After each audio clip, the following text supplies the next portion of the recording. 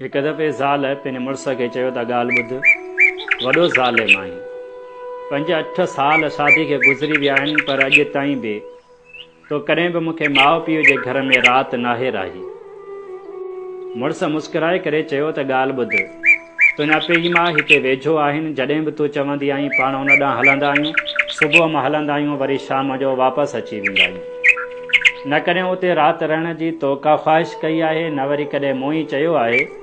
पर जेकॾहिं तोखे माउ पीउ जे घर वञिणो आहे त तोखे मुंहिंजी इजाज़त आहे त तूं भली वञ।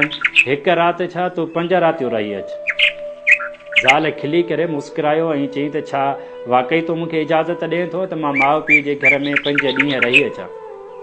मुड़ुस चयो त हा बिल्कुलु तोखे इजाज़त आहे, तूं माउ पीउ जे घर में थी वञी ऐं मुंहिंजो हक़ थो बणिजे त मां तोखे इजाज़त ॾियां। मां कॾहिं बि नथो चाहियां त को तूं मुंहिंजे घर में क़ैद बणिजी रहीं, का क़ैदियानी बणिजी रहीं।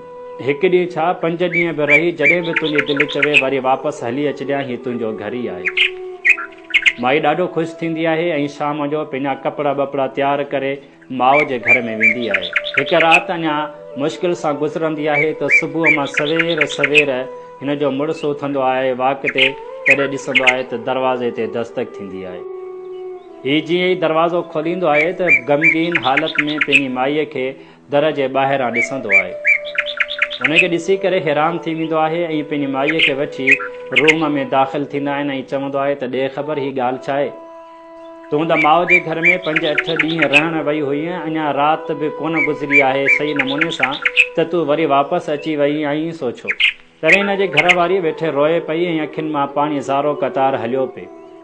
मुड़ुस चयुसि त ॻाल्हि छा आहे, ख़ैरियत त आहे, कुझु ॿुधाए त सही छा थियो आहे?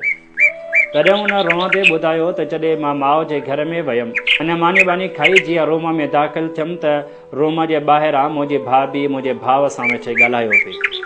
चयईं पई त हेॾी महांगाई लॻी पई आहे, जंहिंमें माण्हू पंहिंजे घर जो ई गुज़र सही नमूने सां नथो करे सघे, वरी तुंहिंजी भेण पंहिंजो घर छॾे असां वटि रहण आई आहे। ख़बर न आहे त हाणे घणा ॾींहं असां वटि रहंदी। हिकिड़ो असांजो ई घर मुश्किल सां थो हले, वरी हीअ असांजे घर में अची दाख़िल थी आहे।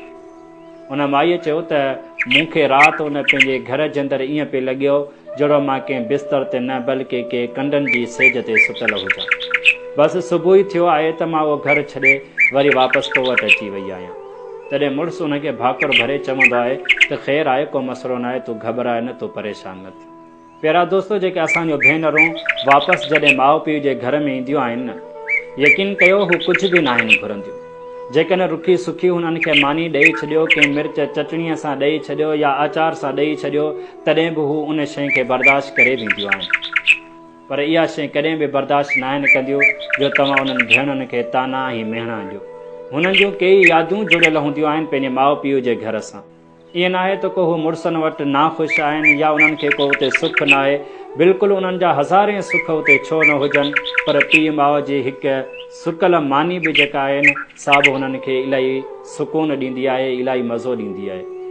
तंहिं करे कहिड़ियूं भेनरूं जेके शादी करे घरनि मां वयूं हलियूं, वरी जॾहिं वापसि घरनि में अचनि थियूं त ख़ुदारा उन्हनि खे कॾहिं बि झिड़क न ॾियो।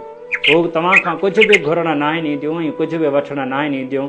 बसि जेके 20-25 साल पंहिंजे घर में गुज़ारींदियूं आहिनि, से 3 यादुनि खे ताज़ो करणु ईंदियूं आहिनि। प्रोग्राम जे लाइ असां सां तावन कयो आहे सिंधी सकाफ़त जो पहिरियों ब्रांड निमहा नूर मेमण हाल।